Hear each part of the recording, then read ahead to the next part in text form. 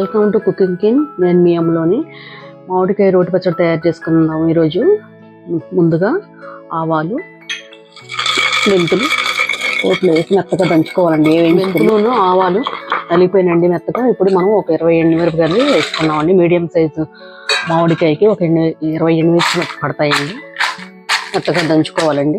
ఎండుమిర్చి బాగా నలిగిపోయినాయి. ఇప్పుడు మనం ఉప్పు వేసుకోవాలి. ఉప్పు వేసుకుని మెత్తగా దంచుకోవాలి. తగినంత ఉప్పు వేసుకున్నాం కదా, అది కూడా మెత్తగా నలిగిపోయింది. ఇప్పుడు మామిడికాయ ముక్కలు, మీడియం సైజు ముక్కలు ఇవి కూడా వేసుకుని మనం మెత్తగా దంచుకోవాలి.